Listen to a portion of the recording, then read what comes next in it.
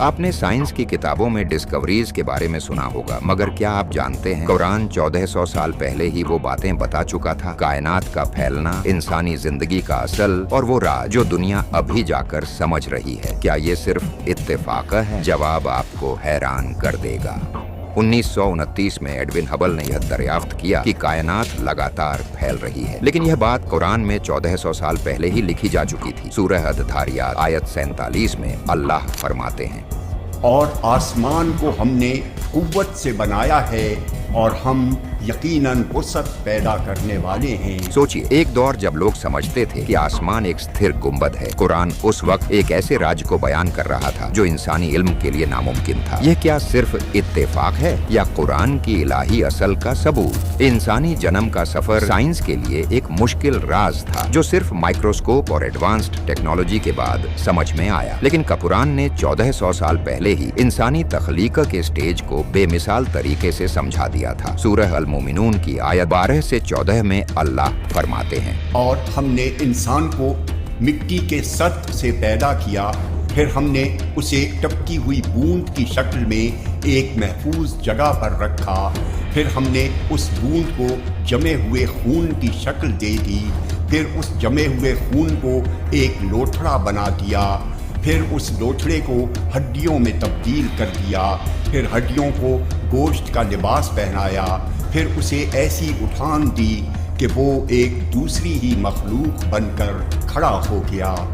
गरज बड़ी शान है अल्लाह की जो सारे कारीगरों से बढ़कर कारीगर है। अब साइंस के मुताबिक इंसानी जन्म के स्टेज, जायगोट, एम्ब्रियो और फेटस बिल्कुल इसी तरह एक्सप्लेन होते हैं। ये डिटेल एक ऐसे जमाने में कैसे बयान हो सकती थी जब लोगों के पास साइंटिफिक टूल्स का वजूद भी नहीं था? क्या ये कुरान का इलाही मौजज़ा नहीं?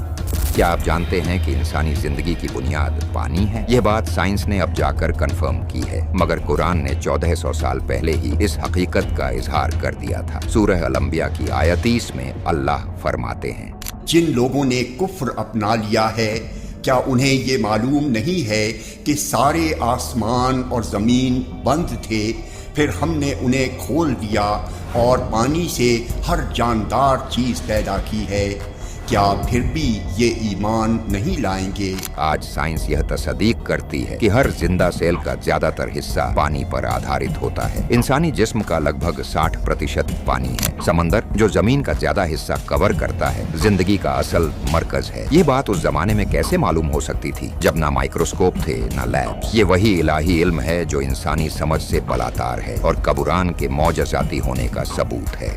जमीन को मजबूत और स्थिर कदम बनाने में पहाड़ों का क्या रोल है? यह बात जियोलॉजी ने अब समझी है कि माउंटेन्स सिर्फ ऊपर दिखते नहीं, बल्कि उनकी जड़ें जमीन के अंदर घुसकर जमीन को स्टेबल बनाती हैं। लेकिन कुरान ने सूरह अन-नबा की आयत 6 से 7 में पहले ही यह हकीकत बयान कर दी थी।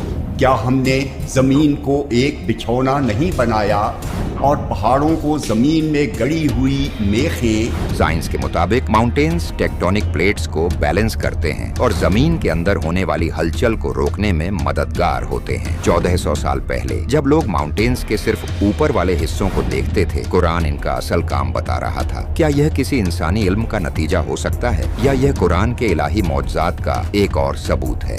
यह सिर्फ कुछ मिसालें थीं जो कुरान की इलाही हिकमत और इल्म को साबित करती हैं। हर आयत एक नई दुनिया का राज खोलती है जो सिर्फ एक ही चीज को बयान करती है। कुरान सिर्फ इबादत का पैगाम नहीं बल्कि जिंदगी का मुकम्मल निजाम है। अगर आपको यह वीडियो पसंद आई और आप ऐसे और रोशनाई भरे टॉपिक्स देखना चाहते हैं तो मेरे चैनल को सब्सक्राइब करें, इस वीडियो को लाइक करें और अपने दोस्तों के साथ जरूर शेयर करें। आपके सपोर्ट से हम कुरान के इल्मी पैगाम को और दूर तक ले जा सकते हैं। अल्लाह आपको हर कदम पर कामयाबी दे। अस्सलामु अलैकुम।